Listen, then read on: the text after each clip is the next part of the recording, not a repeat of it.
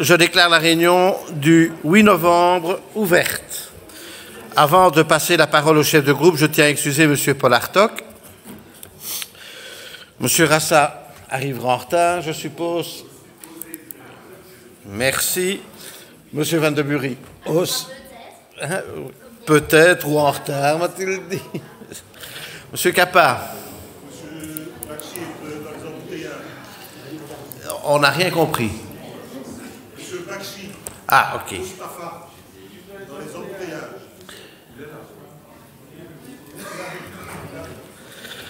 Madame Defranc. Oui. Monsieur Lejeune. Merci.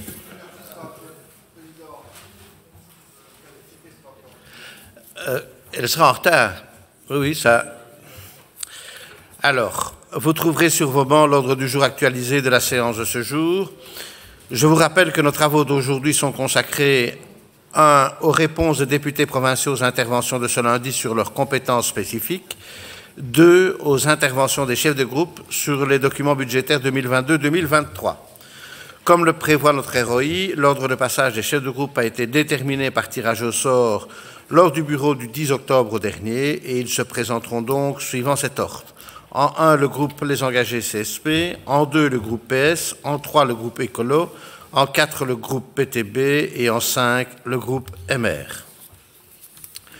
Point 1 de l'ordre du jour actualisé, lecture du résumé du procès-verbal de la réunion du 7 novembre 2022. Je donne la parole à Monsieur le Premier Secrétaire pour la lecture de ce résumé. Merci. Merci, Monsieur le Président. Donc, la réunion d'hier est présidée par Monsieur Jean-Claude Jadot, assisté de Madame Anne Tans de Bruges et de moi-même. La séance est ouverte à 16h35. 52 membres y assistent. Monsieur le Directeur général provincial assiste à la séance. L'Assemblée entend une communication de Monsieur le Président. Monsieur le Premier Secrétaire donne lecture du résumé du procès-verbal de la réunion du 20 octobre 2022. Monsieur le Président prononce l'éloge funèbre de Monsieur Gaston Gérard, député permanent honoraire. L'Assemblée provinciale ouvre le débat sur les documents budgétaires de 2022-2023, y compris la note de politique générale. Elle entend les interventions des membres de l'Assemblée, parmi lesquels 7 amendements budgétaires sont déposés. L'Assemblée adopte à l'unanimité les documents 22-23/013 à 033, 22-23/035 à 043 et 22-23/045 et 046. L'Assemblée adopte le document 22-23/034. Le Conseil provincial prend connaissance du document 22-23/044. Le procès-verbal de la réunion du 20 octobre est approuvé. La séance publique est levée à 17h30. Merci, Monsieur le Premier Secrétaire. L'approbation du procès-verbal interviendra en fin de réunion. Je vous propose de regrouper les points 2 à 13 de l'ordre du jour actualisés, à savoir le document 23/01, budget provincial, 3e série de modifications, le 23/02, empreinte couverture de dépenses extraordinaires de 2022, 4e série, le 23/03, perception des taxes provinciales pour l'année 2023, règlement général relatif à la perception des taxes provinciales, le 23/04, perception des taxes provinciales pour l'année 2023, règlement relatif à la taxe sur les dépôts de mitraille et véhicules hors d'usage. Le 23/05, perception des taxes provinciales pour l'année 2023, règlement relatif à la taxe sur les véhicules isolés hors d'usage. Le document 23/06, perception des taxes provinciales pour l'année 2023, règlement relatif à la taxe sur les établissements bancaires. Le document 23/07, perception des taxes provinciales pour l'année 2023, règlement relatif à la taxe sur les permis et licences de chasse. Le document 23/08, perception des taxes provinciales pour l'année 2023, règlement relatif à la taxe sur les établissements dangereux, insalubres et incommodes, ainsi que sur les établissements soumis au décret relatif au permis d'environnement. Le document 23/09, perception des taxes provinciales pour l'année 2023, règlement relatif aux exonérations en faveur d'activités industrielles nouvelles. Le document 23/010, perception des taxes provinciales pour l'année 2023, résolution fixant le taux des centimes additionnels au précompte immobilier. Le document 23/011, projet de budget des recettes et dépenses provinciales pour l'année 2023. Le document 23/012, emprunt de couverture des dépenses extraordinaires de 2023, première série. Je vous informe que, conformément à l'article 79, paragraphe 3 du règlement d'ordre intérieur du Conseil provincial, les amendements budgétaires sont examinés dans un délai de 3 mois à dater de l'approbation par la tutelle du budget ou de la modification budgétaire. À cette fin, leur examen peut être envoyé par le Conseil à une commission ad hoc. Aussi, 7 amendements ayant été déposés lors de notre séance de ce lundi 7 novembre, je vous précise que ceux-ci seront renvoyés aux commissions compétentes afin d'y être examinés dans le délai imparti. Nous pouvons donc passer aux réponses des députés provinciaux aux questions relatives à leurs compétences respectives. J'invite donc M. Luc Gillard, député provincial président, à la tribune.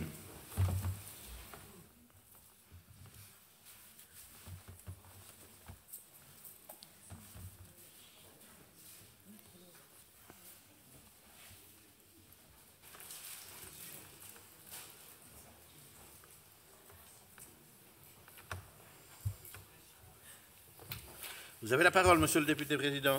Je vous remercie, Monsieur le Président. Monsieur le gouverneur, Monsieur le Président, Monsieur le directeur général provincial, chers collègues, permettez-moi de commencer mon intervention en saluant le travail de notre administration et plus spécifiquement les services du directeur financier qui ont élaboré ce projet de budget qui, faut-il le dire, est de plus en plus complexe à établir. Je souhaite également remercier le personnel de la province qui doit, depuis plusieurs mois, faire face aux nouvelles réalités qui nous sont imposées par la région wallonne et donc s'adapter. S'adapter dans un contexte général difficile. Et il reste animé par le service à rendre aux citoyens, aux communes et aux associations, qu'ils en soient salués. J'en reviens aux interventions d'hier et commencerai par celle de notre collègue Alexis Ouzio, qui m'interroge sur la rénovation du bâtiment situé quai Godefroy-Kurt à Liège.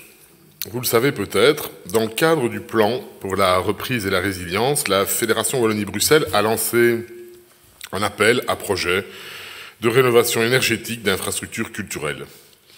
Après une réflexion conjointe des services des infrastructures et de la culture, il est apparu qu'un dossier de candidature pourrait être utilement déposé pour le projet de revitalisation de Kurt. Ce projet permet non seulement de pérenniser un bâtiment provincial en améliorant ses performances énergétiques, mais en le dédicaçant hors les zones de parking, dont j'imagine un jour mon collègue André Denis vous parlera, a une vocation culturelle clairement identifiée. Ce tiers-lieu, situé dans le quartier d'Outremeuse, à quelques centaines de mètres du futur pôle Bavière, abritait jusqu'il y a peu le Créalab, c'était une partie de la question de mon collègue, ainsi que vous le soulignez. Au-delà du dispositif Créalab et des activités de médiation culturelle et artistique autour des outils numériques liés, diverses expériences culturelles ont été développées ces dernières années sur ce site et ont démontré l'intérêt, la polyvalence et la concordance du lieu avec cette destination culturelle. Avec des atouts non négligeables de par sa configuration même d'espace brut, géographiquement situé au centre d'un réseau qui offre de multiples connexions, avec le Régio et de grandes métropoles, ce lieu offre de nombreux intérêts dans le cadre d'un projet de rencontre entre les arts contemporains et les métiers d'art. Par ailleurs, le projet du bâtiment Kurt se base sur les informations remontées du terrain depuis plusieurs années et sur les propres constats de l'institution provinciale. Ces 2 dernières années, en effet, l'institution a reçu de nombreuses sollicitations pour des projets émanant d'organismes culturels, de programmes transfrontaliers, de collectifs, d'artistes porteurs de projets multiples qui auraient aimé déployer avec les espaces, disponibles à Kurt. Proposer un outil groupant des multifonctionnalités sous une seule infrastructure apporte la valeur ajoutée essentielle de mise en écho, dialogue, rencontre et croisement des ressources à la fois patrimoniales et humaines. Le lieu n'a toutefois pas pour vocation d'offrir des résidences permanentes, mais favoriserait plutôt une dynamique artistique en lien avec les thématiques déployées par la province. L'artisanat et la pratique créative seront approchés sous le prisme de ce rayonnement et implication dans la sphère des arts contemporains, positionné comme un noyau bouillonnant au cœur d'une création contemporaine. L'artisanat peut dès lors servir, compléter, révéler, enrichir, voire réorienter vers de nouvelles formes, tant les arts plastiques que les arts du vivant. Tel est l'objectif du projet d'équipement et de mise en œuvre d'une infrastructure culturelle dans l'ancien bâtiment du Créalab. En conclusion, le projet CURT a pour ambition, dans un déploiement en plusieurs phases, de proposer un nouveau site dédié à la culture contemporaine sous un axe différenciant, un espace supplémentaire destiné à renforcer le dispositif provincial de soutien et stimulation du terreau créatif, un espace dédié à la conservation de la collection artistique provinciale, favorisant de facto sa visibilité grâce à l'espace d'exposition, un lieu dans lequel seront mis à disposition des espaces de création et d'expression à tarifs abordables, voire gratuits, dans le cadre de partenariats avec notre institution. Et enfin, un lieu de transdisciplinarité qui invite au croisement et à la rencontre indispensable à la naissance d'une culture innovante. Le 29 août dernier, le gouvernement de la Fédération Wallonie-Bruxelles nous informait que notre projet de rénovation du hangar CURT était retenu dans le cadre de l'appel à projet avec un accord de principe pour l'octroi d'une subvention d'un montant de plus de 2 millions d'euros. Le montant estimatif total des travaux et des équipements s'élevant à 3,2 millions approximativement, la subvention de la Fédération permet ainsi de couvrir environ 2/3 du coût total du projet. Au niveau provincial, le financement de ce projet sera réparti sur 3 exercices budgétaires au service extraordinaire. 1 million d'euros était prévu cette année pour la première phase de rénovation, 2,2 millions étant prévus l'année prochaine, et enfin 290 500 euros supplémentaires prévus en 2024 pour des acquisitions d'équipements. Et donc, concernant l'avancement de ce projet, la première phase de l'étude est terminée. Elle comprend les travaux d'aménagement intérieur, les offres ont été réceptionnées, elles sont en cours d'analyse. La deuxième phase de travaux, comprenant la rénovation des façades et les techniques spéciales, c'est-à-dire l'installation du chauffage, de la ventilation et de l'électricité, est en cours d'étude. Le dossier sera présenté au Collège et au Conseil avant l'été 2023. L'occasion nous sera donnée de reparler de ce projet complémentaire à celui déployé à Bavière dans les prochains mois. Monsieur Ernst, votre nouvelle question relative au télétravail a retenu toute mon attention. Je tiens tout d'abord à saluer votre assiduité quant à cette thématique importante. Comme vous l'indiquiez, le Collège provincial a, lors de sa séance du 31 mars dernier, marqué son accord sur le démarrage du télétravail structurel au sein de l'institution provinciale, à dater du 2 mai 2022. Cette expérience devait faire l'objet d'une évaluation après une première période de 6 mois. Nous y sommes. À cet effet, le comité de pilotage, constitué pour suivre et analyser le projet, s'est réuni à 2 reprises, une première fois en mai 22, pour faire un premier point de la situation et fixer les balises de cette évaluation, et une deuxième fois, récemment, le 7 octobre dernier, pour tirer un premier bilan de cette expérience. L'évaluation du télétravail a été réalisée par le comité de pilotage sur base d'une enquête détaillée réalisée auprès de tous les télétravailleurs et responsables hiérarchiques au moyen de formulaires en ligne à remplir individuellement pour chacun. Si les résultats de cette enquête doivent encore être présentés officiellement au Collège provincial prochainement, quand je dis prochainement, la semaine prochaine ou la semaine d'après, un vent favorable me permet de dire que le bilan global est très satisfaisant, tant en ce qui concerne les télétravailleurs que les responsables hiérarchiques. Pas trop mal, finalement. Il ressort en effet que la mise en place du télétravail engendre pour les agents une amélioration de leurs conditions de travail et un accroissement du sentiment de confiance et donc de leur motivation, mais a également eu un impact positif sur leur bien-être. Par exemple, un gain de temps dans l'exécution de certaines tâches et la réduction du stress. D'un autre côté, le télétravail ne semble par ailleurs pas avoir eu d'impact négatif sur l'organisation des services ou sur l'accomplissement des tâches effectuées par les agents désignés. Sur base de cette première analyse, je proposerai lorsque le dossier arrivera sur la table du collège, comme je vous disais, le passage de la phase test à la mise en œuvre structurelle du télétravail. Je ne manquerai évidemment pas de revenir à cette tribune pour vous en faire un nouvel état des lieux au printemps prochain. Je vous remercie.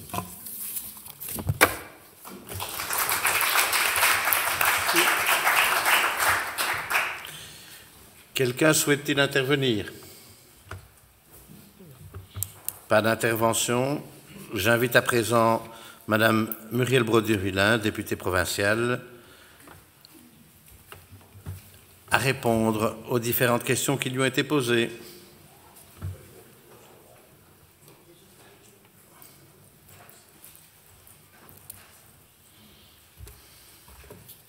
Merci, Monsieur le Président.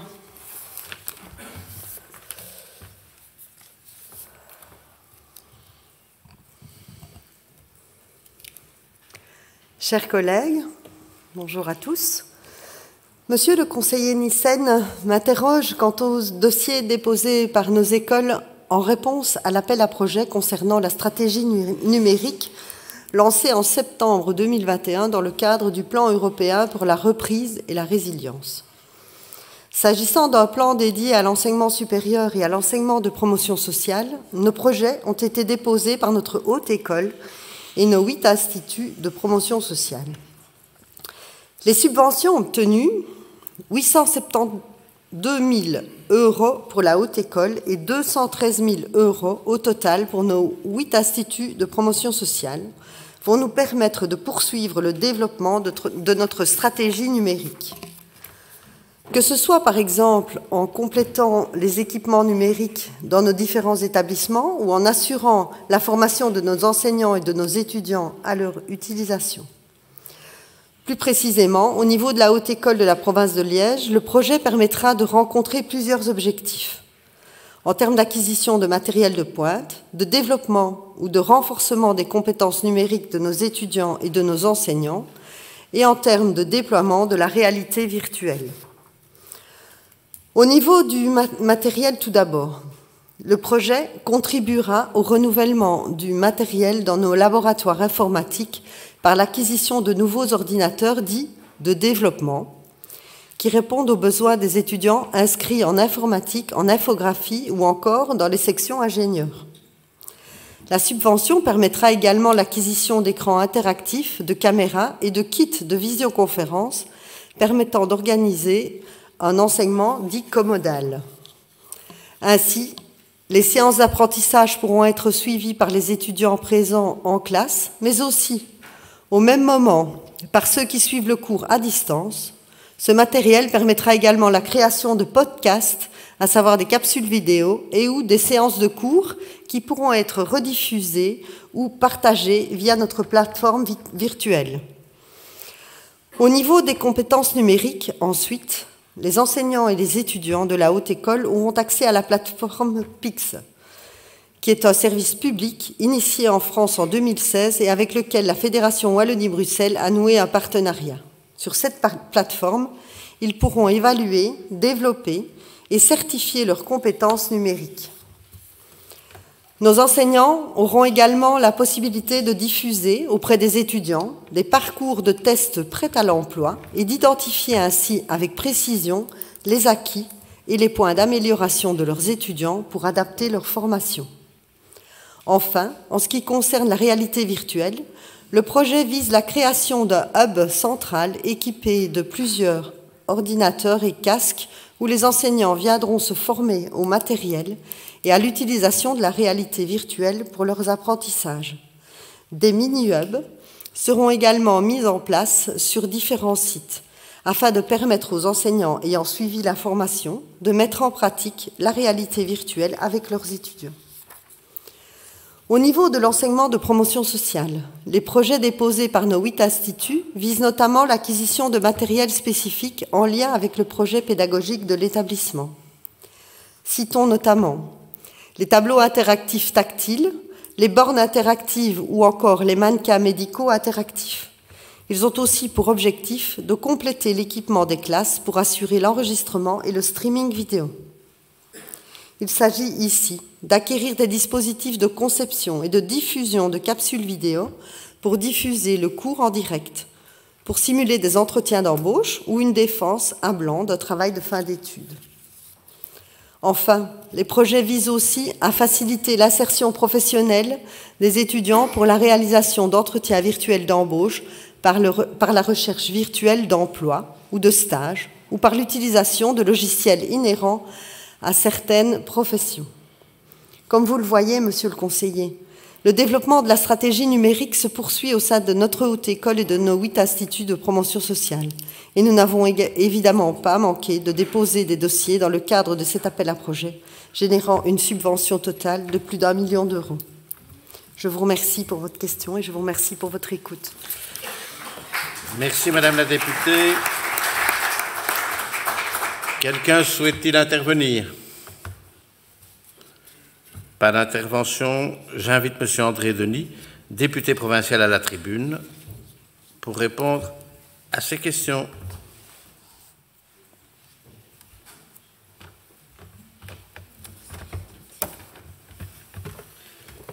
Merci, Monsieur le Président. À sa question, Madame Gaillard. Madame la conseillère provinciale, chère Madame Gaillard, vous l'aurez compris, donc ça concerne les fontaines à eau au sein des établissements provinciaux. La province de Liège s'est engagée au travers de son service de développement durable dans la mise en œuvre d'actions concrètes visant à préserver notre environnement. Parmi ces actions, notre institution informe les citoyens et les sensibilise aux enjeux de notre surconsommation de plastique. Cette démarche veut aussi toucher les agents provinciaux en les accompagnant dans une dynamique générale de diminution de plastique à usage unique au sein même des sites provinciaux. En effet, nos agents sont incités à abandonner les bouteilles en plastique pour une bouteille en verre ou une gourde en inox et ainsi intégrer de nouveaux réflexes dans leur vie quotidienne. Ceci pour réduire à notre niveau l'impact de notre mode de vie sur notre environnement. Afin de pouvoir accompagner cette initiative, l'idée d'installer des fontaines à eau dans les bâtiments provinciaux a émergé. Un rapport de principe pour un marché de location sur 4 ans a donc été initié fin octobre 2021. C'est vrai, il y a eu du retard au niveau de la mise en œuvre et de l'approvisionnement de ces fontaines. Le contexte de ces 2 dernières années, parfois bondon, mais ici, il est réel. Le Covid et le conflit armé, puisque on me dit que les composants des fontaines à eau viennent d'Ukraine. Beaucoup de choses viennent d'Ukraine, les composants des fontaines à eau. Donc tout ça n'a pas aidé. Mais vous serez heureuse d'apprendre qu'au début de ce mois d'octobre, une demande a été adressée à chaque responsable de bâtiment afin qu'ils confirment leur demande de fontaine à eau et fournissent quelques précisions techniques concernant les raccordements. Les chiffres actuels mentionnent une demande totale de plus de 200 fontaines qui seront placées d'ici peu par les services de la Direction générale des infrastructures et des développements durables au profit des occupants demandeurs. Ainsi, Madame Gaillard, vous voyez que les prochaines semaines devraient donc voir ce projet de fontaine à eau enfin se concrétiser. Je vous remercie pour votre bonne attention. Merci, Monsieur le député. Quelqu'un souhaite-t-il intervenir? Nous pouvons passer à la suite. J'invite Monsieur Claude Klenkenberg, député provincial, à la tribune.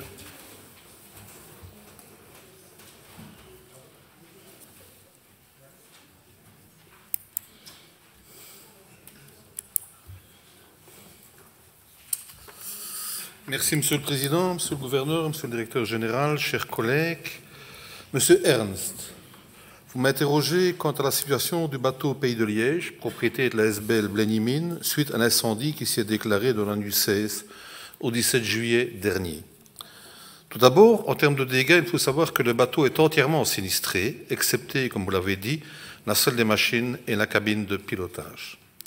Il a donc été complètement désossé et désamianté à charge de l'assureur, je le citais, ETIAS, et pour être tout à fait précis, les frais liés à ces travaux seront déduits du montant assuré. L'équipe administrative de Blenny-Mines a terminé de rassembler tous les devis de réparation en ce qui concerne le mobilier. Le dossier complet a été transmis à l'expert vendredi dernier Rien que pour le poste mobilier, cela inclut les éléments de structure comme l'air conditionné, le bar, la cuisine. Il y en a déjà pour environ 300 000 € de dégâts. Nous attendons de voir ce que l'assurance considérera comme élément faisant partie du bateau et comme mobilier pur, ce dernier étant assuré que pour une valeur de 75 000 €. Les appels d'offres pour la remise en état de l'enveloppe intérieure sont directement gérés par l'assurance. Nous attendons le devis du chantier pour déterminer si le bateau sera considéré comme réparable ou il sera purement et simplement déclassé.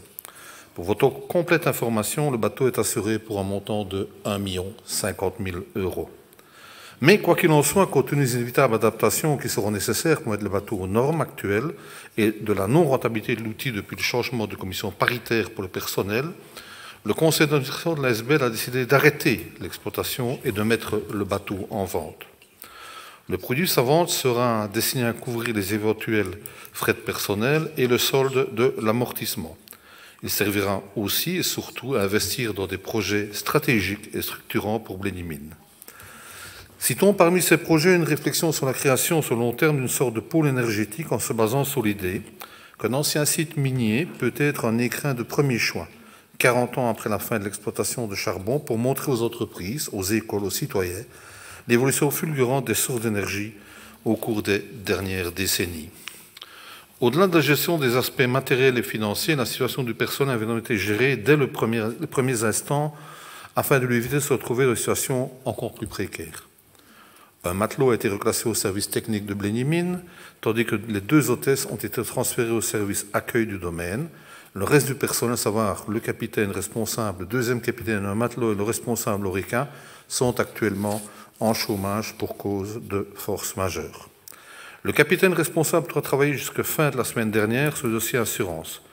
Alors ce tableau, c'est vrai, il est sombre.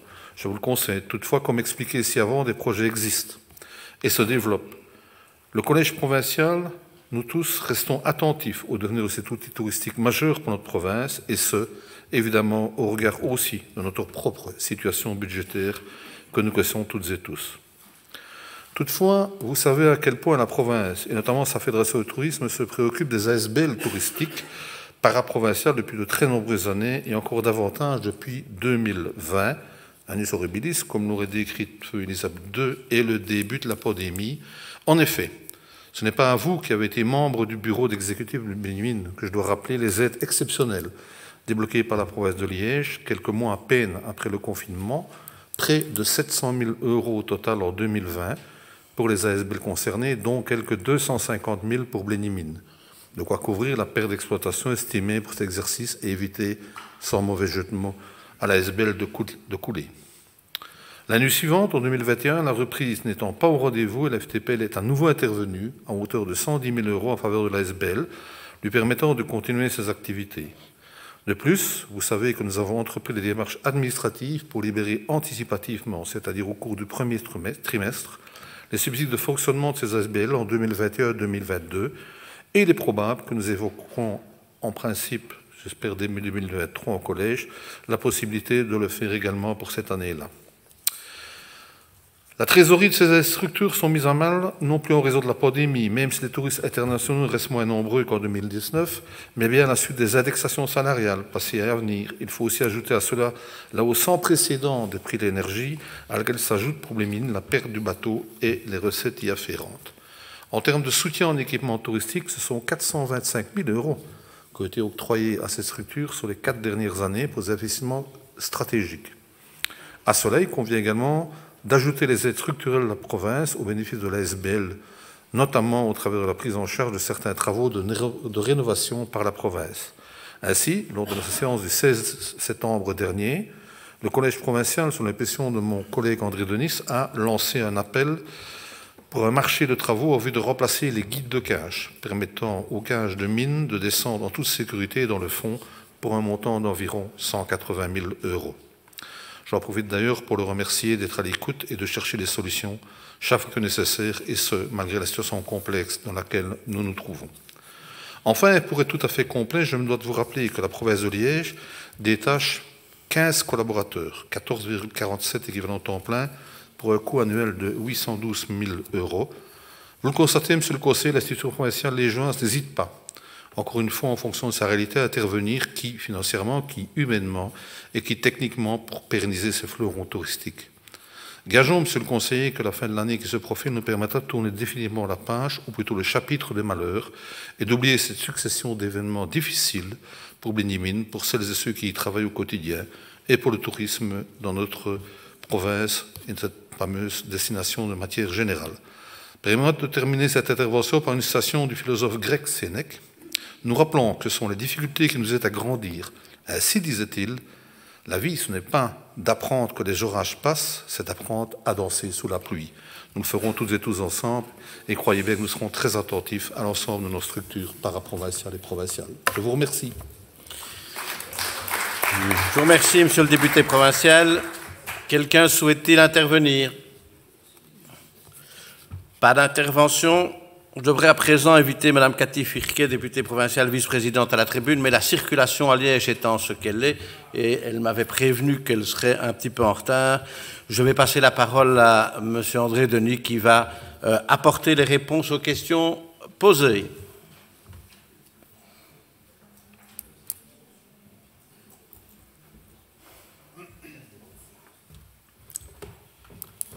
Je suis en charge de mobilité, mais pas communale. Pas responsable. Ah, mais voilà Cathy. On va la laisser. 2 minutes. Je commence ou je viens? Ben voilà. Ça tombe bien parce que je me réjouissais cette année de n'avoir qu'une seule question, donc voilà, je suis soulagé maintenant de ne pas en avoir davantage. Allez, je vous remercie quand même pour votre...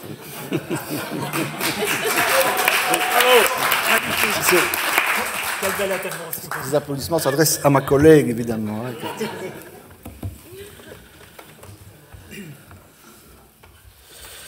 Vous avez la parole, Madame la députée provinciale vice-présidente. Merci, Monsieur le Président. Merci, André. Alors, je répondrai tout d'abord à la question de Madame Crane. Madame la conseillère, je partage votre constat lorsque vous parlez de dédale administratif. Que de difficultés pour le citoyen lambda de s'y retrouver et d'y voir clair dans les aides auxquelles il peut prétendre, notamment en matière d'énergie, c'est vrai, mais pas seulement. Je pense donc qu'installer de nouveaux guichets énergie, comme la région wallonne, certaines communes et les CPS, n'est pas une solution. Le système est déjà bien assez compliqué, nous ne souhaitons pas le complexifier davantage. La vraie priorité est de guider chaque citoyen, de l'informer et de l'appuyer dans ses démarches afin qu'il puisse améliorer ou stabiliser sa situation. Mais je vous rassure, Madame Crane, le CAS n'a pas attendu ni la crise sanitaire, ni la guerre en Ukraine ou encore la crise énergétique pour remplir cette mission au quotidien. Et cependant, je vous le concède, le contexte actuel induit un nombre de plus en plus important de demandes. Les collaborateurs du CAS s'informent régulièrement sur la multitude d'aides en place, y compris en matière d'énergie. Ils nouent des contacts privilégiés avec la région, les communes, les CPS ou encore les secrétariats sociaux pour répondre au mieux et accompagner, si nécessaire, chaque citoyen en difficulté qui en fait la demande. J'en profite d'ailleurs pour les remercier, ces collaborateurs. La tâche n'est pas simple. Le nombre de citoyens en détresse augmente et les situations n'ont de cesse de se complexifier, dépassant aussi pour beaucoup la seule problématique énergétique. Madame Crane, soyez rassurée, chaque citoyen est accueilli et soutenu dans l'ensemble de ses difficultés, qu'elles soient énergétiques ou encore, à titre d'exemple, et on le sait, alimentaires ou sanitaires. Monsieur Ernst, Monsieur le conseiller, en sa séance du 21 octobre 2021, le Collège provincial a marqué son accord sur le principe d'une dissolution de la SBL, Centre d'entraînement et de formation de haut niveau en football, à la demande de M. Jean-Luc Cruc, alors ministre wallon des Infrastructures sportives, dont la volonté était de mettre fin à la représentation de la région au sein de la dite ASBL. Dans la foulée, l'Association des clubs francophones de football, la CFF, membre de la ASBL CREF, a également entériné un accord de principe quant à la dissolution de la dite ASBL, pour autant qu'elle puisse exercer un droit réel sur ces installations. Concrètement, la CFF souhaiterait conclure un bail amphithéotique aux mêmes conditions financières que celles accordées par la commune de Bleuny à la province de Liège et y réaliser certains travaux sur ses propres deniers. Elle a par contre affirmé son désintérêt concernant le centre d'hébergement. Toutefois, la ASBL Bleuny Mines, qui assure déjà la gestion du dit centre, souhaiterait reprendre le bail amphithéotique liant la province et la commune ou en conclure un nouveau avec la commune de Bleuny aux mêmes conditions financières. Suite à ces 3 prises de position, le service juridique provincial, en parfaite collaboration avec les départements des infrastructures, a analysé les conditions dans lesquelles ces opérations pourraient se réaliser afin d'éviter qu'aucune des parties ne soit lésée et que les finances provinciales ne soient davantage impactées. Le service juridique préconise dès lors de recourir à une résiliation anticipée de commun accord des baux amphithéotiques liant la province et la commune. La province pourrait néanmoins imposer à la commune le maintien, pendant une période à définir, des exploitations sportives existant sur le site. À défaut, la commune serait redevable envers la province d'une indemnité encore à déterminer. En clair, cette disposition empêcherait que le site soit totalement dénaturé, sous peine que la commune ne soit contrainte de verser une indemnité à la province, pas question d'y construire une boîte de nuit par exemple, et conserve la mission sportive de formation et de perfectionnement à la pratique du football sur l'infrastructure. Une réunion préparatoire s'est tenue le 11 octobre dernier en présence de mes 2 collègues, André Denis et Claude Klenkenberg, pour baliser notre position en vue d'une rencontre avec M. Marc Bolland, bourgmestre de Bleuny, dans les jours qui suivaient, mais malheureusement, réunion à laquelle Marc Bolland s'est excusé. Monsieur le directeur général provincial tente de recontacter son homologue bleunitois ainsi que M. Bolland pour leur exposer la situation et les inviter à lancer la procédure avec le notaire de leur choix. Cette procédure sera longue puisqu'il existe des impératifs cadastraux, une seule parcelle actuellement pour 2 baux amphithéotiques et des contraintes techniques et financières. Mais soyez rassurés, monsieur le conseiller, du fait que notre volonté est bien d'aboutir, mais d'aboutir convenablement, c'est-à-dire dans les formes.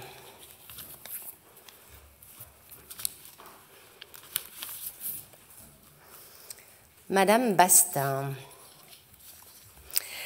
Alors, vous nous interrogez sur le mail dont question. Il a bien été porté à la connaissance de l'ensemble des membres du collège, en effet, et chaque mandataire l'a reçu sur sa boîte mail. Convenez que le processus en lui-même est déjà quelque peu interpellant. Ce mail n'a reçu aucune suite, et pour cause, il n'en appelait pas pour différentes raisons. Il émanait d'une personne pensionnée et non d'un collaborateur en fonction qui a largement fait part, c'est vrai, de son ressenti personnel, lequel reposait sur beaucoup d'éléments, parfois fantaisistes, mais souvent inexacts. Je ne m'étendrai pas sur ces éléments, ce n'est pas l'objet. Cependant, je vous apporterai une seule précision. L'auteur de ce courrier n'était pas et n'a jamais été la coordinatrice du service du CAS comme elle le prétend, voilà qui peut-être peut donner le ton. Pour en revenir à vos questions budgétaires, puisque c'est quand même bien l'objet de nos travaux, la réorganisation du CAS a-t-elle un impact budgétaire? La réorganisation ne concerne pas le CAS, mais l'ensemble des services santé et sociale dont le CAS est une composante, amener à terme tous ces services à s'installer sur le site de Saint-Laurent. Il y a donc des travaux suivis de déménagements qui à terme permettront des économies en matière de fonctionnement, des déménagements d'ampleur, sont d'ailleurs en cours cette semaine. Vous nous demandez également si cette réorganisation a un impact sur la motivation du personnel et le futur fonctionnement du CAS. Rien de budgétaire là-dedans, encore une fois, mais je pourrais ne pas vous répondre, mais vous me connaissez, je n'ai pas pour habitude d'éluder les questions. Je vous préciserai donc que l'ensemble des services santé sociale est réorganisé en 5 pôles pour plus d'efficacité au bénéfice des citoyens. Dans ce cadre, chaque collaborateur, et je dis bien chaque collaborateur, qu'il soit affecté au CAS ou dans un autre service, a eu ou aura, pour ceux qui étaient absents, la possibilité de s'exprimer sur ses envies, ses compétences et son état d'esprit. L'idée étant bien que chacun de ses collaborateurs puisse utilement trouver sa place et s'épanouir au mieux dans son activité professionnelle. Lors de la deuxième commission du 21 octobre dernier, j'ai précisé qu'une présentation aurait lieu. J'ai en effet souhaité que cette information suive la formation donnée au personnel et non qu'elle la précède. Elle est donc planifiée pour la deuxième commission du 13 décembre prochain et c'est à cette occasion que la réorganisation sera expliquée à l'ensemble de la commission, avec la réflexion évidemment qui la sous-tend, et je vous invite cordialement à participer à cette prochaine deuxième commission du mois de décembre. Je vous remercie pour votre attention. Je vous remercie, Madame la députée provinciale vice-présidente. Quelqu'un souhaite-t-il intervenir? Pas d'intervention. Bien, nous pouvons passer à présent aux interventions des chefs de groupe. Pour commencer, j'invite M. Luc Lejeune, chef de groupe Les Engagés CSP, à prendre la parole.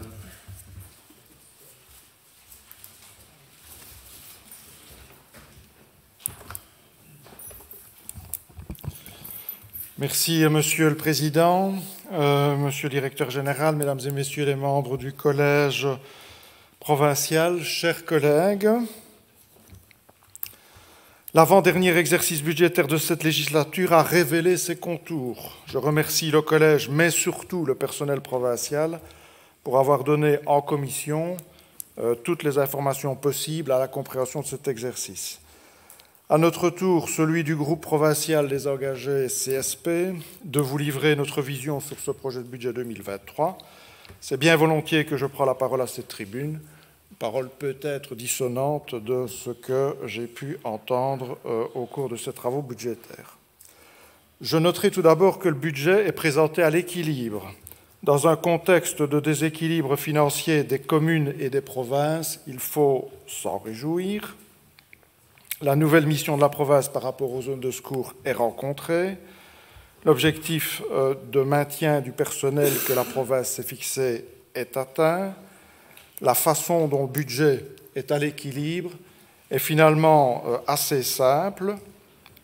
Je retiens de la Commission que des pistes proposées par l'administration pour tendre vers l'équilibre, le Collège a retenu 1. La voie d'être moins prudent dans le prélèvement des capis, et 2. Le Collège a retenu la voie de puiser dans les réserves.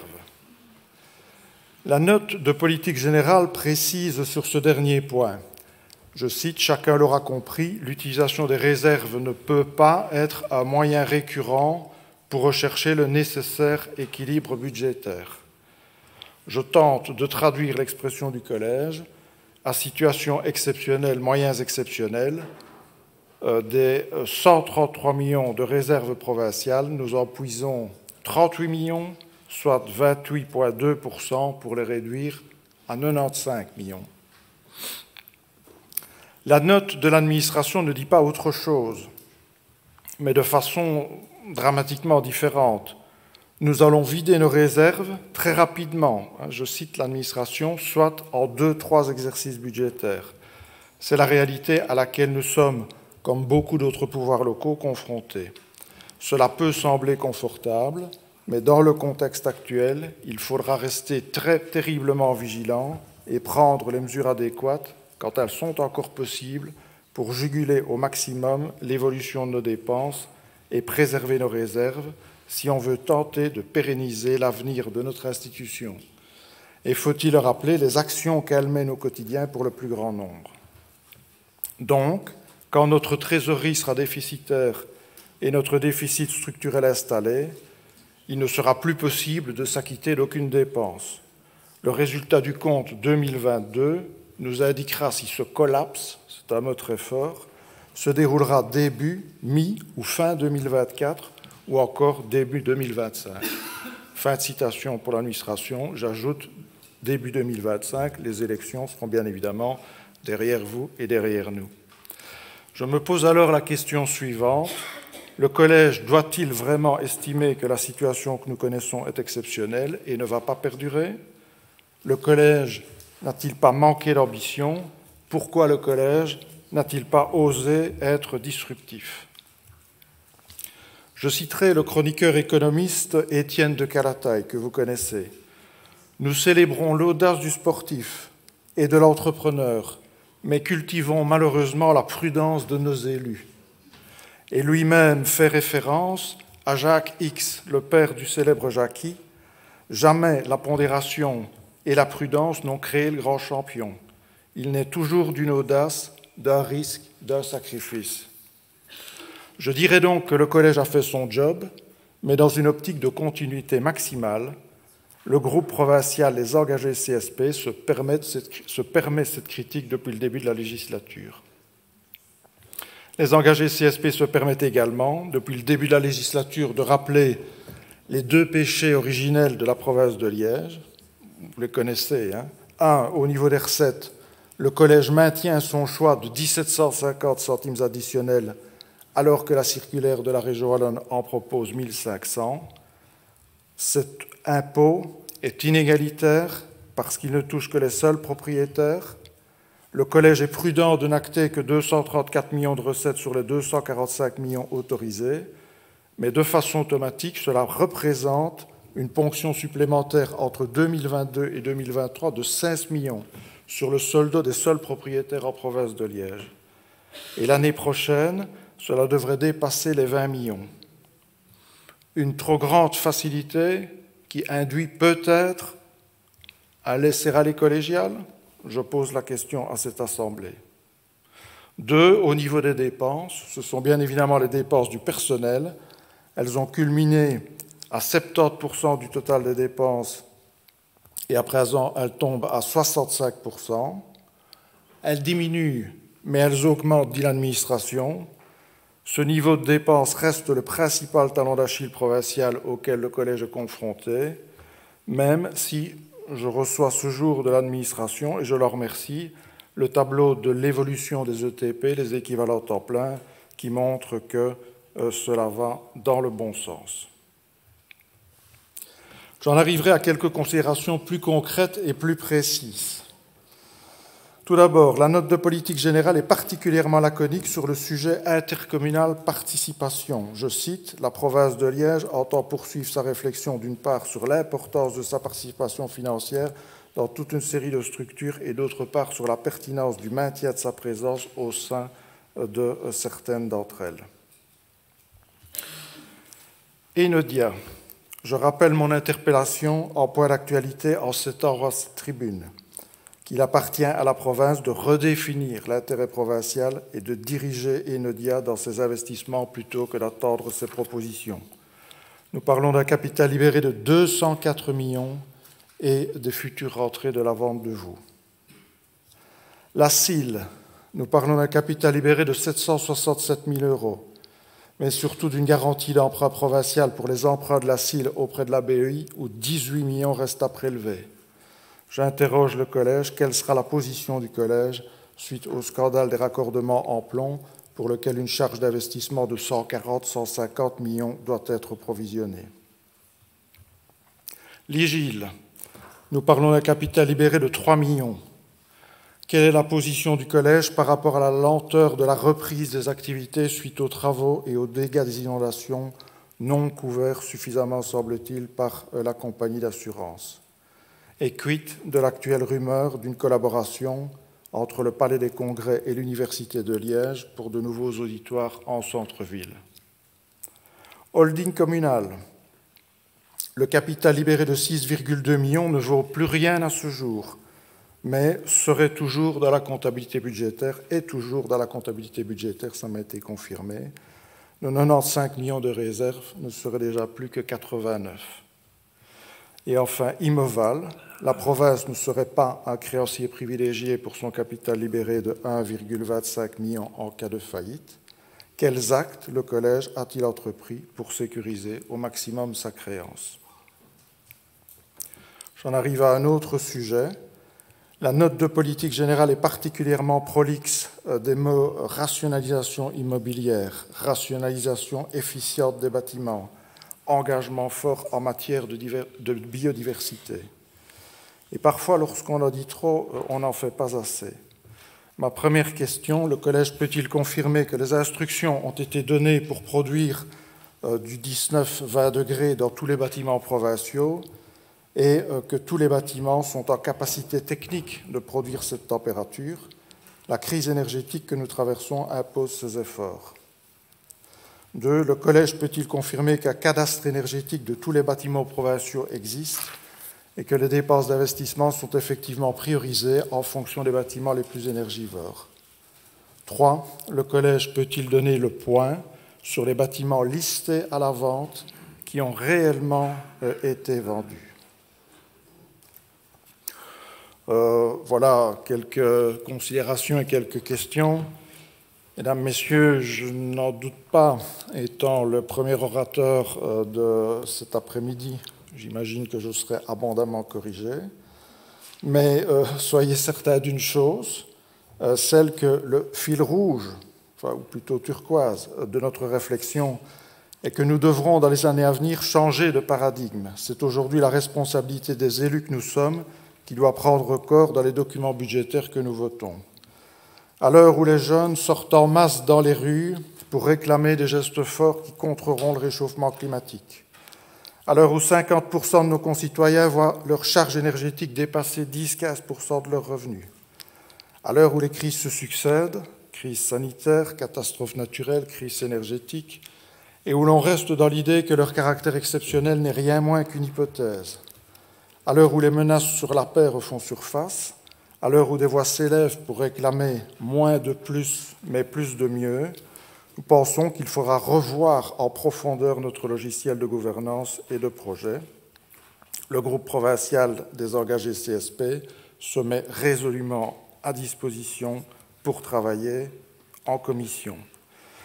Notre fil rouge reste la plus-value provinciale pour le citoyen, qui doit être plus visible, plus lisible, à l'heure où la défiance citoyenne envers la province et envers ses élus est grande ou même maximale. C'est la raison pour laquelle, et j'en termine, vous comprendrez aisément que nous ne pouvons pas soutenir votre projet budgétaire.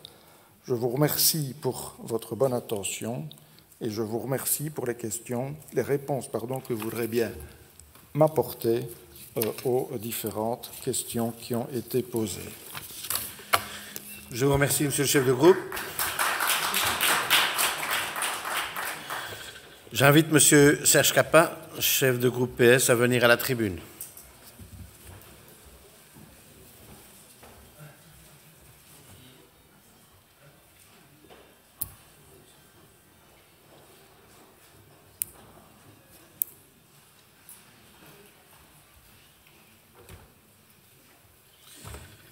Vous avez la parole, Monsieur le chef de groupe. Merci, Monsieur le Président. Monsieur le Directeur général, chers collègues, aujourd'hui, plus que jamais, les femmes et hommes politiques que nous sommes se doivent d'être responsables de la politique à mener pour assurer le meilleur avenir à nos concitoyens. C'est pourquoi le groupe socialiste, dans le cadre de l'élaboration du budget 2023, prendra ses responsabilités et votera celui-ci. Non pas par le fait qu'il est partie prenante de la majorité provinciale, mais tout simplement parce que dans le contexte socio-économique actuel, en pleine crise structurelle et conjoncturelle, il se doit de souligner la prise de responsabilité du collège provincial dans les choix effectués afin de présenter un budget en équilibre tout en maintenant des axes de soutien prioritaires tels, on l'a évoqué, celui au personnel, à l'enseignement et la formation, pouvant ainsi répondre aux métiers en pénurie et aux métiers d'avenir, ainsi qu'à la constante évolution des métiers de la sécurité civile et des pouvoirs locaux, à la transition numérique, À la culture, avec l'aboutissement de projets tels le pôle de Bavière, les sphères sonores à la salle de Gré-Marie à Serein. À la santé, aux affaires sociales, en développant davantage les synergies et rapprochements sur le site de Saint-Laurent. À la transition écologique, en promouvant un mode de vie et de consommation plus durable et éco-responsable. À l'agriculture, en créant à terme une cellule biodiversité. À l'entretien et l'amélioration de l'écoulement des cours d'eau de deuxième catégorie. Au tourisme, en poursuivant la rénovation du château de Joët, et en renforçant son offre de tourisme social en poursuivant les investissements au domaine provincial de Ouigemont, permettant ainsi à une population de plus en plus défavorisée de profiter d'activités de délassement à prix modique. À la promotion du sport pour tous, en organisant des journées découvertes en milieu scolaire. Au patrimoine, en rationalisant des bâtiments provinciaux avec le souci d'économie d'énergie, et en particulier, on l'a souligné, d'utilisation d'énergies renouvelables telles que la géothermie et les panneaux photovoltaïques. Enfin, je ne voudrais pas oublier le département en relation aux territoires, villes et communes, qui accentuera son rôle de coordinateur de l'implication provinciale en matière de sécurité civile, avec la nécessité d'un travail de mutualisation au sein des 6 zones. Son rôle sera aussi d'apporter son soutien, ses services, son expertise aux communes, et ainsi tisser des liens et créer des ponts entre urbanité et ruralité. Ce département est aussi chargé du bon suivi de l'accord de coopération avec la communauté germanophone. Parlons à présent un peu plus chiffres. En parcourant ce budget, vous constaterez que de nombreux efforts sont et ont été faits. Faut-il rappeler le financement aux zones de secours ? 50% en 2023, soit 34 470 000, je vous fais grâce des autres euros, soit plus 27,58% d'augmentation pour les 6 zones du territoire provincial, et financement qui est aujourd'hui quasi masqué par les augmentations des coûts de l'énergie, plus 113%, soit plus ou moins 7 750 000 euros. L'augmentation du carburant, des matières et matériaux, de la masse salariale due aux indexations successives, à la cotisation de responsabilisation et une inflation galopante. Pour faire face à ces dépenses, le Collège poursuit la mise en place d'un certain nombre d'économies qui ne seront malheureusement pas suffisantes pour amortir le choc, l'obligeant ainsi à utiliser une partie significative des réserves, sachant que celles-ci, comme on l'a dit, bien que prévues pour faire face à des moments difficiles, doivent aussi soutenir des investissements exceptionnels. Et cette utilisation des réserves pour trouver l'équilibre budgétaire a ses limites. Un des exemples de cette recherche d'économie est la décision proposée par le Collège, et que nous avons voté l'unanimité, adhésion à un deuxième pilier de pension pour le personnel non statutaire, ce qui est, dans le contexte législatif actuel, une belle avancée pour ce personnel, tout en ayant, et il ne faut pas le cacher, une influence plus que positive sur le montant de la cotisation de responsabilisation. En effet, en adhérant à ce deuxième pilier de pension en concurrence du pourcentage minimum requis, soit 3%, le coût cumulé serait pour une période s'attendant jusqu'en 2027 de plus ou moins 9 millions d'euros.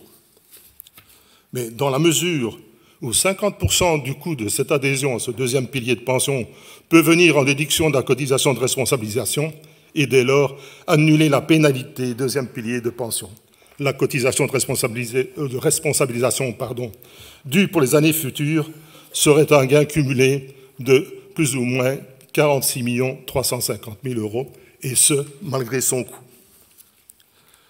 Permettez-moi de citer encore d'autres chiffres qui sont importants pour la bonne compréhension des enjeux auxquels nous devons faire face.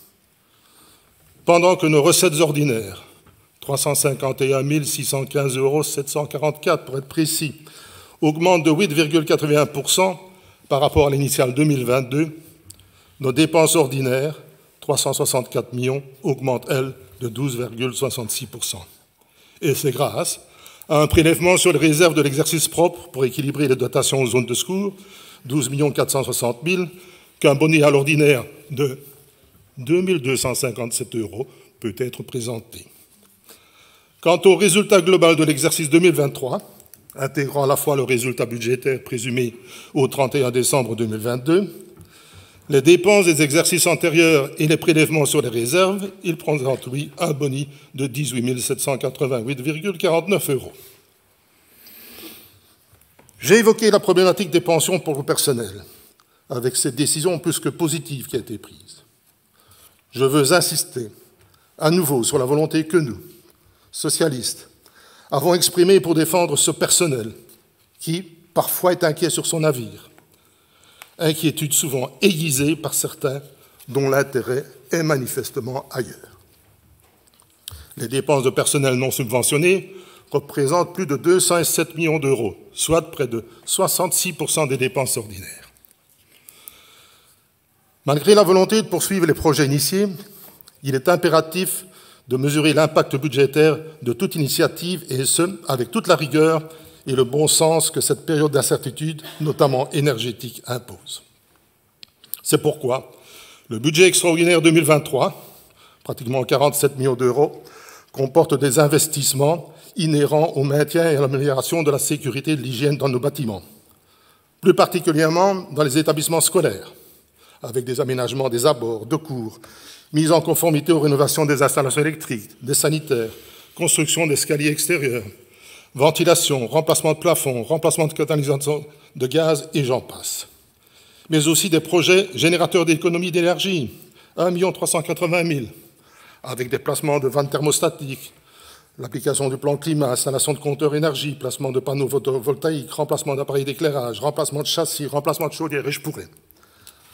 Le plan de reprise et résilience européen, pratiquement 8 millions, et la construction d'un nouveau bâtiment à l'EP Serein, avec un subside à hauteur de 2 400 000 pour un investissement de 5,7 millions.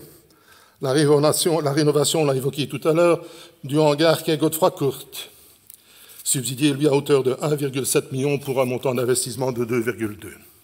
L'aménagement du CAS, 2 500 000. Le château de Joët, avec la poursuite des travaux de rénovation. Le rassemblement des laboratoires, la supracommunalité, malgré la dissolution de l'EMS, n'entrave pas la poursuite des subventions provinciales aux projets retenus en promesse de principe, pour un montant prévu de 1,8 million. Des équipements touristiques, des équipements pour les organismes œuvrant en matière d'aide, d'action sociale et de santé, des investissements dans les domaines de l'agriculture, de la ruralité et de la production alimentaire. Le boni de l'exercice du budget extraordinaire est présenté, le budget extraordinaire est ainsi présenté avec un boni de 13 386,35 €. En conclusion, la province de Liège évolue et doit évoluer. Elle doit être demain l'acteur idéal de la supracommunalité, et ce, en se recentrant sur ses missions essentielles, en rationalisant son parc immobilier, en procédant à des économies d'énergie, en favorisant la mobilité interne de ses agents, tout en maintenant la formation et le bien-être de ceux-ci, afin d'assurer un service public de qualité. Ce budget permet de conserver espoir en l'avenir de par ses investissements et la volonté absolue de préserver le personnel, ce qui est, je le rappelle encore, une de nos priorités essentielles. Bien que mon âge et mon expérience ne me rendent pas naïf, je pense que la période que nous traversons devrait inciter les partis, non pas notre partenaire, dont je ne doute pas un seul instant de son soutien au collège provincial, je parle des autres partis dits opposition, à ne pas se contenter de critiquer, mais à faire preuve de responsabilité politique, non pas seulement au travers de simples paroles, parfois démagogiques, mais en posant des actes réfléchis et forts, compte tenu de tous ces impondérables que nul d'entre nous ne peut maîtriser. Non pas non plus en votant le budget, non, je ne suis pas rêveur, mais peut-être tout simplement en s'abstenant. Reconnaissant ainsi la volonté et le courage de le collège fait preuve dans la recherche des moyens qui permettent de faire face à tous ces éléments qui compliquent le quotidien de tout un chacun, et ce, tout en préservant le maximum d'aide aux communes, à leurs citoyens et aux associations. Abstention qui serait à mes yeux une réelle preuve de courage et de responsabilité politique. En tout cas, nous, socialistes, apporterons tout notre soutien au Collège provincial en votant ce budget 2023. C'est pour nous un bon moyen de renforcer l'existence de notre belle institution provinciale au service de nos communes et de nos citoyens. Je vous remercie. Je vous remercie, Monsieur le chef de groupe. J'invite Madame Sabrina Gaillard, chef de groupe faisant fonction écolo, à venir à la tribune. Sandrina, pardon. Sandrina. Merci, Monsieur le Président. Monsieur le Directeur Général, Monsieur le Président, chers collègues, octobre 2022, budget 2023, nous sommes entrés de plein pied dans la deuxième partie de la mandature. Une mandature qui pourra être définitivement qualifiée de gestion de crise. Crise dans les intercommunales, qui du reste n'en finit pas avec les derniers soubresauts à la Silée, crise sanitaire, les inondations, les crises sociales, énergétiques et économiques. Je tiens d'ailleurs à remercier nos nouveaux traders énergétiques provinciaux qui ont limité la casse pour les finances non seulement provinciales, mais aussi communales. Cette crise énergétique que nous sommes en train de vivre, nous, écologistes, la voyons arriver depuis longtemps. Notre société est trop dépendante des énergies fossiles et par conséquent trop fragile. La guerre en Ukraine n'a été que le déclencheur et l'amplificateur d'une crise annoncée. Et en parlant d'une crise annoncée, la crise climatique n'en est malheureusement qu'à ses débuts. Elle n'est toujours pas prise en compte, ou si peu. Le constat selon lequel nous n'allons clairement pas assez vite au niveau global pour réduire les émissions de carbone est indubitable. Nous ne sommes pas dans une crise écologique à venir, mais nous sommes dans une crise écologique en cours. Ce qui est inquiétant, ou même effrayant, c'est que là se constate sans que le monde politique ne semble capable de s'y consacrer.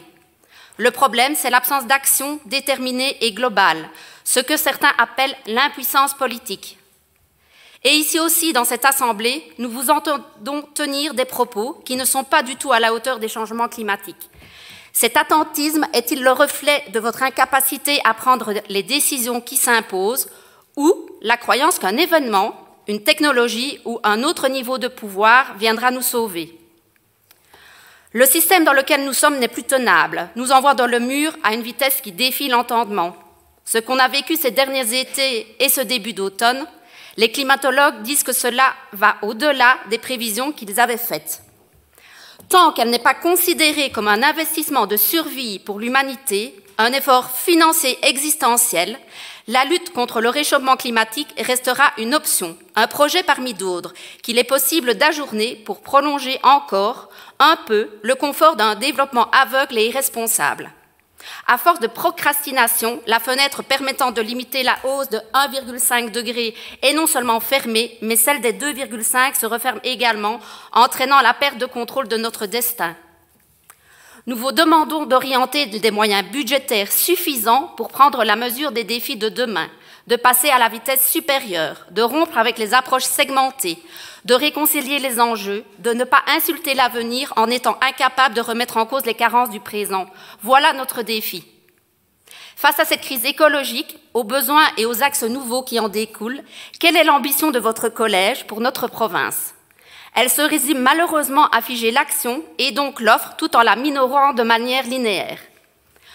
Une telle philosophie ne surprendra sans doute pas l'aile droite de votre coalition, mais qu'en pensent nos collègues socialistes? Pour eux, ce budget et cette note de politique générale devraient être ni plus ni moins que leur manette et sel Farès.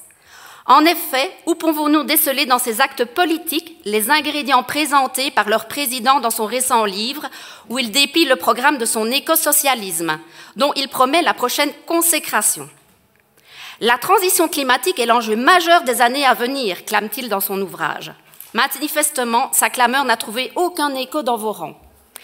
Nos exigences ne sont donc pas isolées et ne se fondent pas uniquement sur les revendications d'écolos.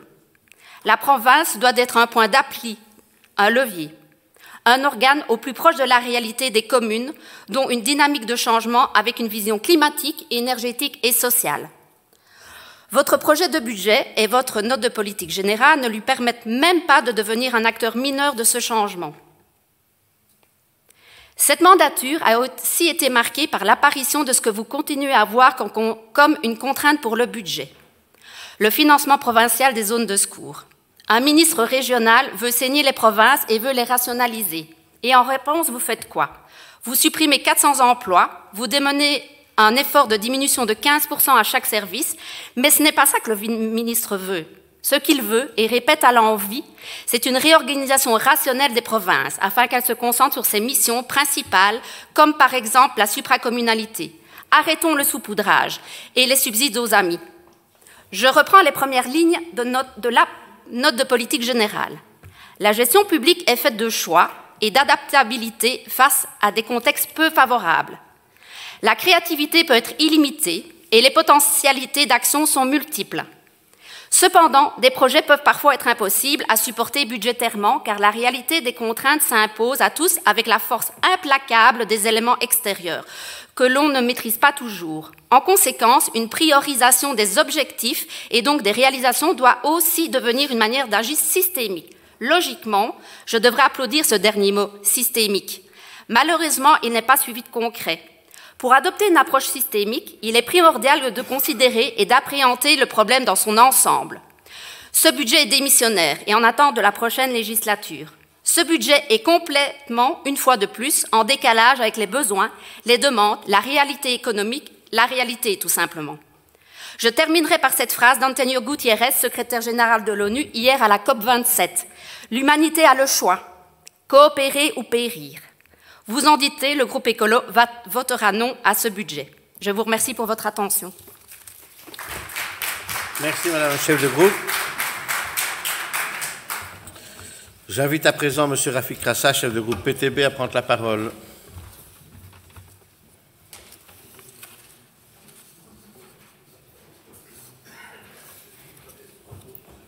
Vous avez la parole, Monsieur le chef de groupe. Merci, Monsieur le Président. Mesdames et Messieurs les conseillers, Mesdames et Messieurs les députés, avant-dernier budget de la majorité PSMR et cette année dans un nouveau contexte de crise, celui de la crise énergétique. Effet étonnant, ce prisme de crise énergétique n'est pris en compte par le Collège que pour se féliciter d'une maîtrise des dépenses énergétiques des bâtiments provinciaux en les limitant à un doublement. Le PTB, depuis qu'il est représenté dans cette enceinte, a interpellé la majorité sur la nécessaire rénovation des bâtiments passoires, principalement les établissements scolaires. Certes, la province investit, avec les opérations Rénowet et ses successeurs, dans ces bâtiments, mais le rythme reste trop lent alors que les dépenses énergétiques explosent. Les investissements provinciaux sont malheureusement de plus en plus en mode mineur, en prévision comme en taux de réalisation. La dernière modification budgétaire qui a permis à la province de moins puiser dans ses réserves sont aussi dues à des reports d'investissements et d'emprunts. À propos de ces investissements d'ailleurs, au-delà du montant que nous aurons espéré plus élevé et plus ambitieux, nous vous avons proposé une autre méthode de les réaliser, une autre façon de le construire à travers un budget participatif bien doté, en commençant par 5% des dépenses d'investissement prévues. Et j'insiste sur le mot prévu. Donc ce n'est pas nécessairement des dépenses additionnelles, mais en co-construction avec les citoyens et les associations de notre territoire provincial. J'espère que nous serons entendus, même si vous nous avez habitués à des réponses mélangeant tantôt mépris, paternalisme, arrogance. Je garde quand même espoir, parce qu'il s'agit pour mon groupe PTB de rompre avec la défiance généralisée envers la représentation démocratique dans notre enceinte. Je poursuis avec ce contexte énergétique que subit aussi le personnel provincial. Demain, il sera en grève pour défendre de meilleurs salaires, un blocage des prix et des mesures structurelles face à l'inflation. Oui, le personnel provincial subit aussi les acomptes qui doublent, triplent ou quintuplent. C'est la raison pour laquelle nous avons déposé un amendement budgétaire pour venir en aide à ce personnel. Et quoi qu'en disent des élus PS et MR ici présents, ce personnel n'est pas juste inquiet, il subit les conséquences de vos suppressions de postes, avec à nouveau 15 nouveaux départs à la pension non renouvelée cette année-ci. Ce n'est pas un jeu de mots, Madame Firquet, ils subissent aussi les réorganisations multiples de leurs services et la flexibilité imposée, appelée pudiquement mobilité des agents. Le courrier que nous avons tous reçu de la part d'une ancienne directrice de service poussée vers la sortie est un témoin visible de cette souffrance. Ils subissent aussi des frais de fonctionnement qui diminuent et des projets qui tombent et que l'on doit reconstruire ce que la majorité appelle pudiquement se réinventer. J'en viens aux recettes et au débat que nous avons souhaité initier l'année précédente, un débat sur les taxes provinciales. Le PTB avait proposé au collège provincial de mettre sur pied une taxation des surfaces de bureaux en ciblant les grands propriétaires immobiliers privés. Nos arguments étaient de faire contribuer les épaules les plus larges au financement des provinces, notamment les grands groupes qui détiennent la grande majorité de ces bureaux. J'ai presque envie de dire, les grands groupes, les multinationales ont aussi le droit de payer des taxes.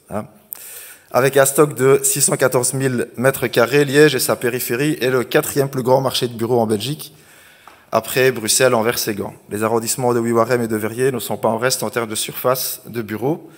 L'assiette de la future taxe était donc confortable. Et le dernier argument que nous avancions, c'était que cette taxe était pratiquée dans 2 communes wallonnes, à ma connaissance, en tous les cas, Ottigny et Waterloo, et dans 18 communes sur 19 à Bruxelles.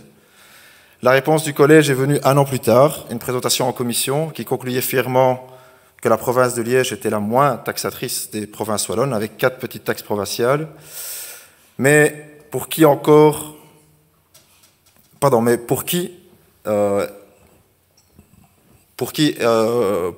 sont adressées ces taxes et pour quel résultat? La majorité provinciale a fait le choix de s'y financer quasi exclusivement via les centimes additionnels sur le précompte immobilier avec un taux qui ne bouge pas cette année, mais qui reste quand même supérieur aux 1500 préconisés par la circulaire budgétaire de la tutelle wallonne. C'est un peu le choix de la facilité, même si nous sommes nombreux à contester la hausse de ce précompte depuis de nombreuses années.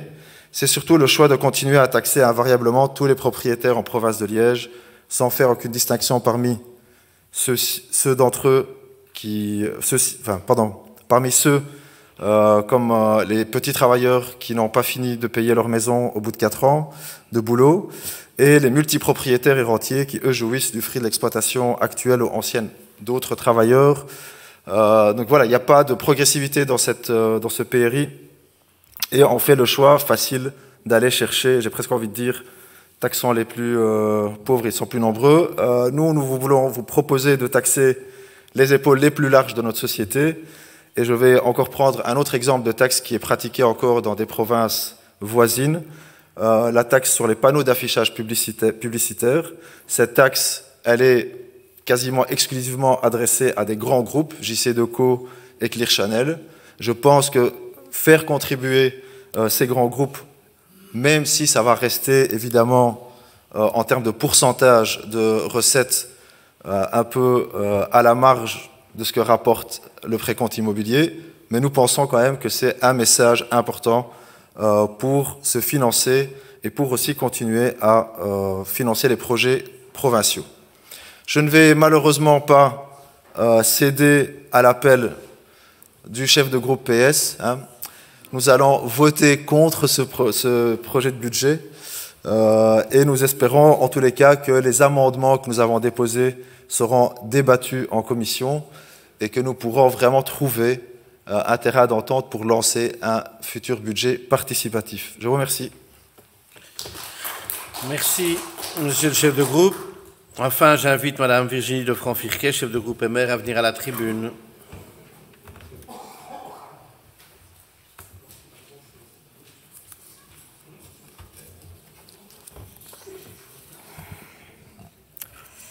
Monsieur le Président, Mesdames et Messieurs les députés provinciaux, Monsieur le Directeur général, Monsieur le Directeur financier, chers collègues, c'était en général dans les gènes des libéraux d'être optimistes et volontaristes, mais aujourd'hui, personne ne peut nier que l'heure est grave et que notre institution semble se trouver à la croisée des chemins. En effet, plusieurs défis majeurs s'imposent au pouvoir local intermédiaire qu'est la province, comme à tout autre niveau de pouvoir d'ailleurs, mais aussi parce que la crise touche tout le monde, tout ménage ou entreprise de Wallonie, du pays ou encore d'Europe. Notre directeur financier provincial l'a rappelé lors de sa présentation en commission, le contexte international est plus instable que jamais.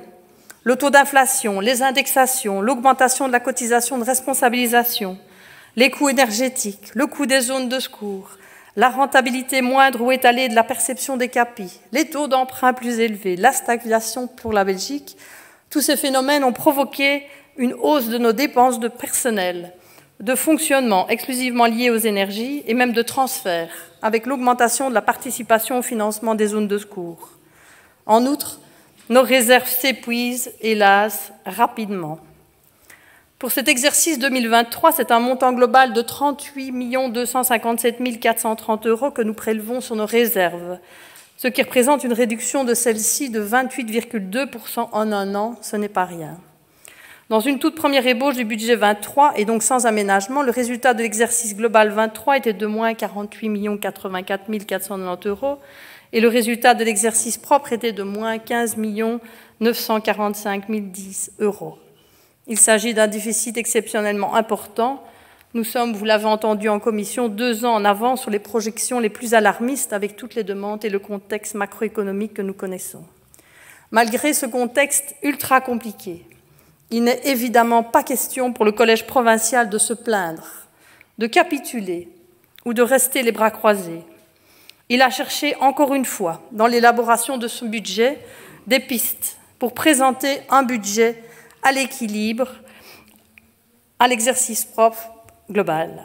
La province veut maîtriser ses dépenses, notamment de personnel, qui augmentent malgré tout à cause des cotisations de responsabilisation et des indexations. À noter une diminution des équivalents temps plein. La volonté de la province de ne pas remplacer les départs à la retraite ou de ne pas automatiquement renouveler les CDD est également à souligner et bien sûr à confirmer durant les années à venir. Un suivi des remplacements est en effet indispensable afin de stabiliser au mieux les charges de personnel tout en maintenant des services de proximité de qualité pour l'ensemble de notre territoire. Tout dernièrement, la province a en outre décidé de financer un 2e pilier de pension pour réduire l'écart entre les agents statutaires et contractuels. Cela permettra d'atténuer la différence entre les niveaux de pension pris en charge dans le 1er pilier contractuel par rapport à la pension que le travailleur aurait pu bénéficier si l'ensemble de ces services avait pu être pris en charge dans le 1er pilier statutaire. Ceci permet également à notre province d'obtenir une réduction de la facture de la cotisation de responsabilisation à concurrence de 50% du coût du 2e pilier, sans pénalité supplémentaire, soit un non-décaissement de plus ou moins 8 millions d'euros pour 2023. Autre enjeu, vous le connaissez, les dépenses énergétiques. Elles ont doublé en un an, passant de 6 815 200 € à 14 561 370 €. Elles ont heureusement pu être circonscrites par une analyse dynamique. Autre défi qui s'impose à nous. Est-ce que la province ne fait pas double emploi avec un autre organe pour accomplir telle ou telle fonction, service ou mission? Est-ce que des services d'un ou plusieurs départements ne pourraient pas être regroupés, comme cela a été fait pour la santé et les affaires sociales, pour définir des pôles d'activité communs, avec moins de bâtiments à chauffer, des économies d'échelle, une porte d'entrée unique, plutôt que de mener des actions et politiques chacun de son côté. Comme cela a été fait aussi pour la communication, qui à terme rassemblera tous les agents communicants des différents départements, en vue de mieux gérer les ressources humaines, de rationaliser les moyens et de réaliser là aussi des économies d'échelle. C'est comme cela que l'on doit fonctionner. Cette dynamique de rationalisation et de regroupement sera indispensable pour stabiliser l'avenir institutionnel de notre institution. Le personnel provincial est également partie prenante à la démarche de leurs députés provinciaux. Il agit de manière extrêmement responsable, par une maîtrise des dépenses de fonctionnement. Il veille à ne pas dépenser outre mesure et à la plus-value de chaque dépense, que chaque agent agissant de la sorte en soit remercié. Ce réflexe et cet objectif de réduction de 15% des dépenses doivent en effet s'appliquer dans tous les départements, même si tout coûte plus cher. C'est vers cela que l'on tend aujourd'hui. Il ne faut rien lâcher. Ce contexte est difficile, on l'a dit, mais avec quel impact pour notre budget extraordinaire? Il doit bien sûr rester le levier d'impulsion des différentes politiques dans le cadre de la note de politique générale. Ces dépenses attendront en 2023 plus de 46 millions d'euros, couverts par des subsides, des emprunts et un prélèvement sur le budget ordinaire lui-même, alimenté par nos réserves. Elles concerneront notamment l'aménagement de Saint-Laurent, le hall maçonnerie de l'EP Serein, la rénovation du quai Kurt, qui apporteront de la visibilité et un vrai coup de modernité à notre institution. Ici aussi, plus que jamais, une réflexion doit être menée quant aux projets prévus au budget extraordinaire. En effet, il est inévitable de tendre aujourd'hui vers des projets qui apportent la plus grande plus-value à notre institution et à nos concitoyens et qui permettent aussi au personnel provincial en place de les mener à bien avec les moyens et l'expertise dont il dispose. Inutile de mettre la barre trop haut ou de charger trop la barque, d'autant que l'on connaît une réelle pénurie dans toute une série de fonctions type ingénieur, informaticien.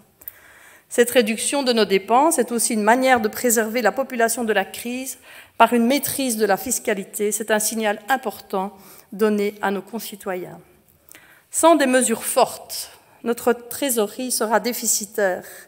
Plus aucune dépense ne sera possible ou rendue extrêmement compliquée.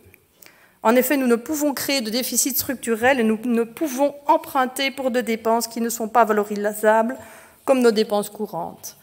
Nous ne sommes plus, hélas, à l'époque des bons résultats budgétaires qui nous permettaient d'alimenter nos réserves et de financer toute ou une partie de notre budget extraordinaire. Malgré ces difficultés, la province garde néanmoins des objectifs très clairs. Elle entend poursuivre une politique culturelle forte. La province restera un soutien aux territoires, villes et communes. Elle concrétisera l'offre santé sociale à Saint-Laurent. Elle continuera à promouvoir le sport pour tous. Elle dispensera des formations de qualité, particulièrement pour les métiers en pénurie, les agents des services de sécurité et de l'urgence, mais aussi pour les agents des pouvoirs locaux. Elle œuvrera pour une dématérialisation des processus. Elle continuera, Madame Gaillard, avec une composante environnementale, à rationaliser, entretenir et équiper ses bâtiments provinciaux pour réduire l'empreinte écologique de son bâti et réaliser de réelles économies d'énergie. Entre autres, elle promouvra un mode de vie et de consommation plus durable et éco-responsable avec les agriculteurs et les artisans. Mesdames et messieurs du PTB, je voudrais réagir à leur amendement, notamment un, en disant ceci. Bien sûr, il y a des étudiants en situation précaire. Bien sûr, ils méritent toute notre attention. Vous souhaitez que le fonds d'aide soit doublé, pourquoi ne pas le tripler finalement, tant qu'on y est. Avant cela, je pense qu'il y a des questions importantes à se poser. Combien d'étudiants en difficulté avez-vous détecté? Quels sont leurs vrais besoins? Quelle évaluation est faite des moyens déjà mis à leur disposition par la province? À combien ces besoins supplémentaires sont-ils évalués? D'autres organes ne peuvent-ils pas les procurer? Sinon, où trouve-t-on les budgets nécessaires que vous demandez? On les prend à la place de quoi? Faudra-t-il les prévoir 1 an ou pour plusieurs années? Nous n'avons entendu aucun questionnement de ce type.